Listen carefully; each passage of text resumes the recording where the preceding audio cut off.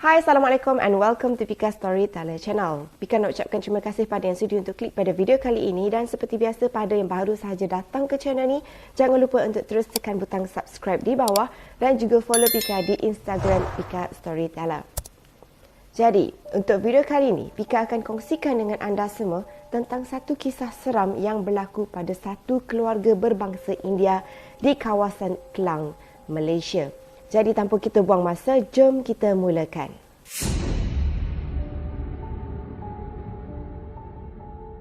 Dalam kisah kali ini, ada dua watak utama yang korang kena kenal. Yang pertama adalah Tony, bukan nama sebenar. Dan yang kedua adalah Tony ni, dia kata yang kisah ni sebenarnya berkaitan dengan ibu saudara dia, iaitu Aunty Mina, juga bukan nama sebenar.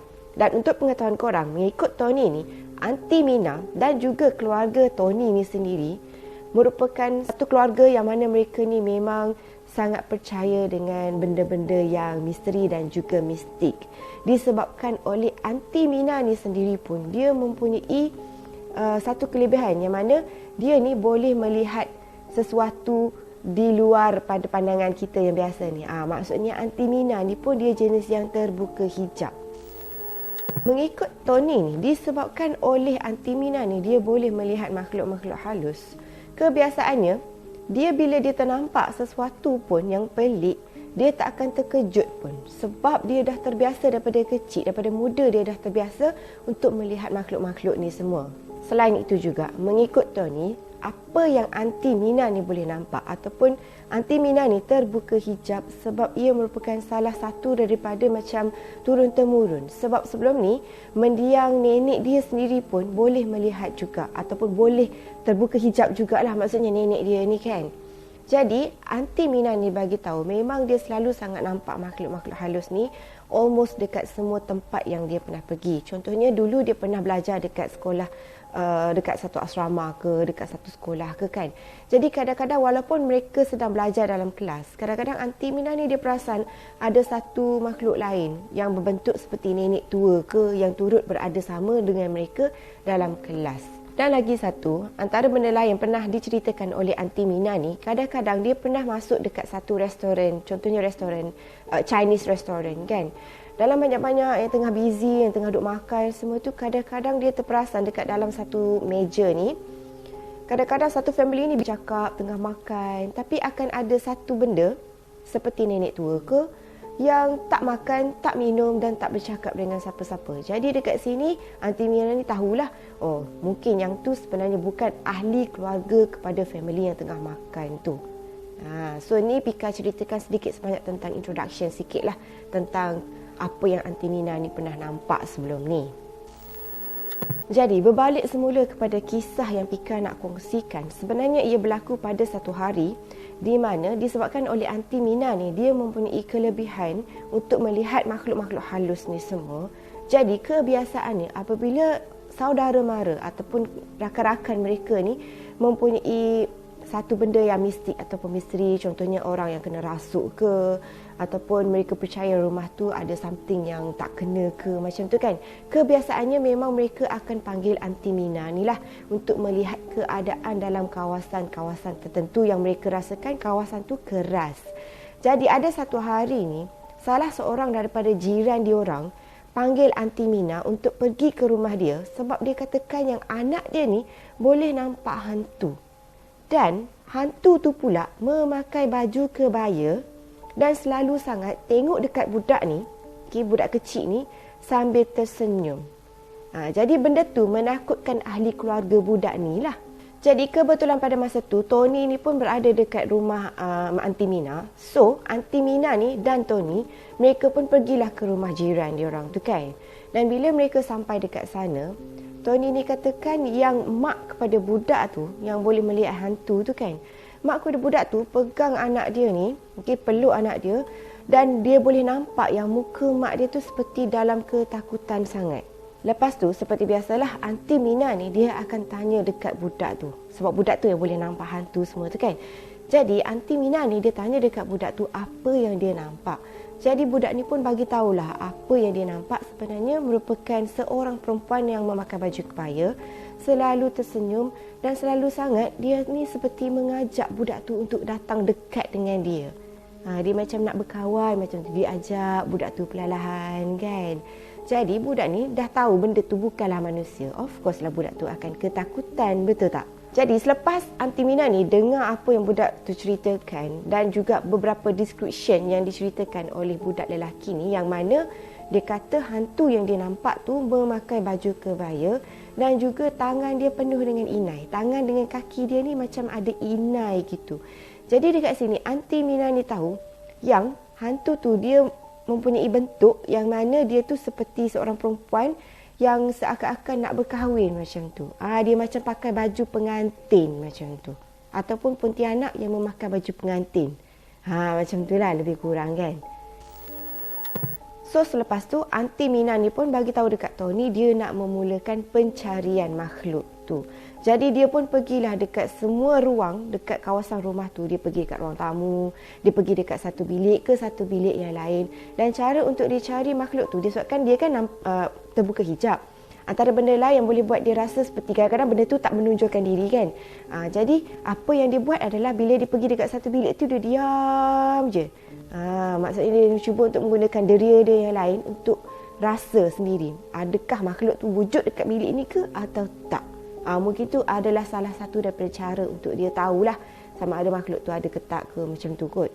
Jadi lepas dia orang dah pun pergi dekat semua bilik, akhirnya Aunty Mina ni pun masuklah ke dalam bilik budak lelaki ni tadi. Dan masa itulah Aunty Mina kata makhluk tu sekarang berada dalam bilik budak lelaki ni. Dan selepas dia cari, dia katakan yang sebenarnya makhluk tu sekarang berada betul-betul di belakang almari. Dan bila dia intai bawah almari, dia boleh nampak kaki makhluk tu penuh dengan inai macam tu. Selepas tu, Aunty Mina ni pun memulakanlah upacara dia kan. Dia adalah beberapa benda yang dia kena buat apa semua. Dan akhirnya dia katakan yang makhluk tu akhirnya telah pun pergi. Setuju untuk keluar daripada rumah tu. Jadi maksudnya dekat sini Aunty Mina ni dia kata dan dia yakin yang benda tu telah pun keluar secara rasminya daripada rumah tu lah. Maksudnya dekat dalam rumah tu sekarang memang dah tak ada dah makhluk tu yang akan mengganggu budak tu semua.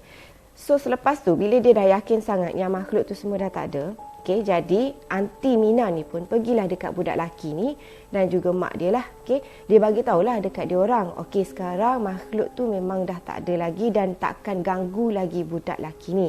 Sebab makhluk tu dah pun keluar daripada rumah tu. Jadi masa tu mereka semua ni pun lega lah sebab lepas ni anak dia, iaitu anak lelaki dia tu dah takkan boleh nampak lah kan makhluk yang berbentuk seperti perempuan memakai baju kebaya dengan kaki merah, inai apa semua tu, okay, yang macam pakai baju pengantin. Okay, mereka kata tu macam pontianak, pengantin pontianak macam tu lah bentuk dia tu.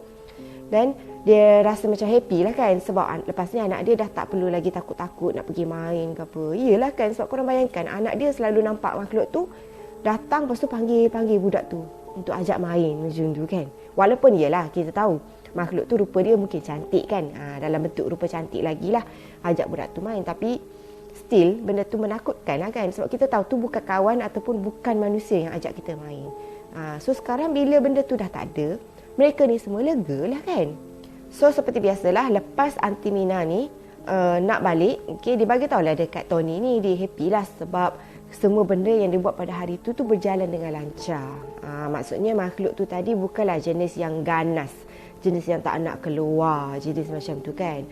So dia katalah dia happy. Jadi lepas ni dia rasa macam bila dia balik dia macam nak baking lah. Dia nak buat kek katanya.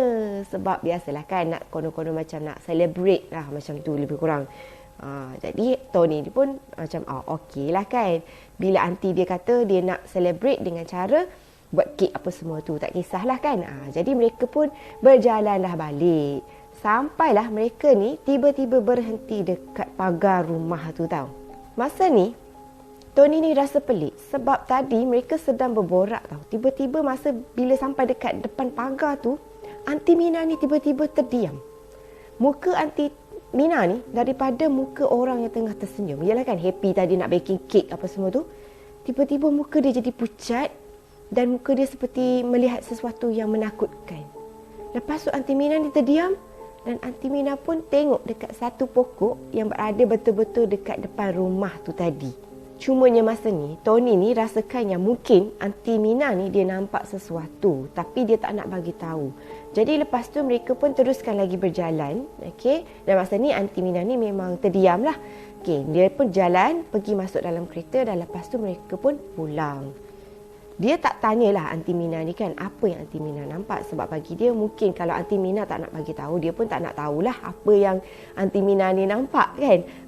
Bukanlah macam setengah orang kan macam Aunty you nampak apa? Tak ada. Dia tak ada macam tu. Dia cuma mendiamkan diri dan selepas beberapa bulan daripada kejadian tu barulah Aunty Mina ni buka cerita. Dia bagi tahulah dekat Tony ni apa yang berlaku pada hari itu dan sebenarnya apa yang membuatkan dia punya mood tu daripada happy berubah jadi muka dia macam pucat macam tu bila dia tengok dekat pokok dekat depan rumah tu tadi. Dan pada masa ni lah Aunty Mina ni bagi tahu rupa-rupanya apa yang dia nampak dekat atas pokok tu adalah satu jelmaan makhluk yang masih lagi memakai baju kebaya. Maksudnya tadi makhluk yang ada dekat dalam rumah yang dihalau tu tadi dia nampak cantik kan dekat dalam rumah tu. Sekarang makhluk tu sudah pun bertukar rupa menjadi satu makhluk yang sangat-sangat hodoh dan makhluk tu memandang pada Aunty Mina ni dalam keadaan seperti sangat-sangat marah dan juga muka dia tu nampak sedih marah macam tu lah. Mungkin dia nak marah dekat Aunty Mina ni sebab halau dia keluar daripada rumah yang dia suka pergi main dengan budak tu semua. Semua apa yang Pika boleh bagi tahu dekat sini sebenarnya itu semua adalah jelmaan jin dan syaitan semata-mata lah sebenarnya kan.